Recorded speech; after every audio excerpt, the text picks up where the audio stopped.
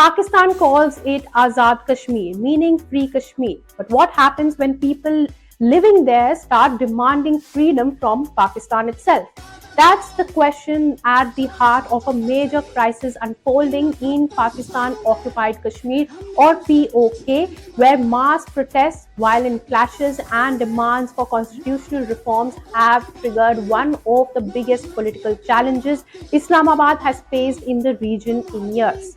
Over the past few weeks, thousands of people have taken to streets across POK. What began as protests over economic hardships, rising prices, electricity shortages, and governance issues has now evolved into something much bigger. Protesters are questioning the region's political structure itself and demanding greater rights, representation, and constitutional reforms. So, what exactly is happening in POK? To understand this, we need to understand POK's unique constitutional position. Unlike Pakistan's other provinces like Punjab or Sindh, POK does not enjoy the same constitutional status. The region has its own government and assembly on paper, but critics have long argued that the real power remains concentrated in Islamabad.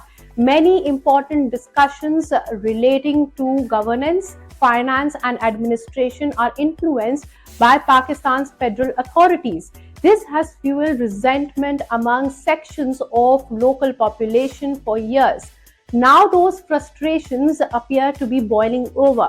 Protest groups and activists say that they want greater autonomy and stronger democratic rights and constitutional changes that would give residents more control over their own affairs.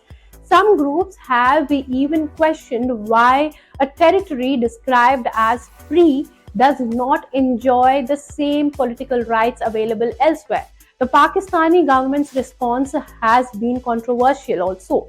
Security forces launched a crackdown on protesters, leading to violent clashes in several areas. According to reports, at least 11 people were killed and dozens injured during confrontations between demonstrators and security personnel. Hundreds have been reportedly detained as authorities attempted to restore order. The crackdown has attracted international attention too. Even voices within Kashmir have expressed concern. India has also reacted very strongly. The Ministry of External Affairs accused Pakistan of suppressing dissent and using force against civilians. New Delhi has argued that the unrest exposes governance failures and human rights concerns in the region. Pakistan, meanwhile, has rejected criticism and accused India of attempting to politicize the issue. But perhaps the most important question is this: why does this matter beyond POK? Because the protesters challenge one of Pakistan's long-standing narratives. For decades, Pakistan has portrayed POK as an example of self-governance and political freedom. But when large number of residents take to streets demanding more rights, greater autonomy, and constitutional reforms, that narrative comes under scrutiny. The crisis also highlights a broader issue facing Pakistan today. The country is already struggling with economic difficulties, political instability, and security challenges. Unrest in POK adds another layer of pressure on Islamabad at a time when it can least afford it. For now, tensions remain high. Protest leaders say that their movement will continue while authorities appear determined to maintain control.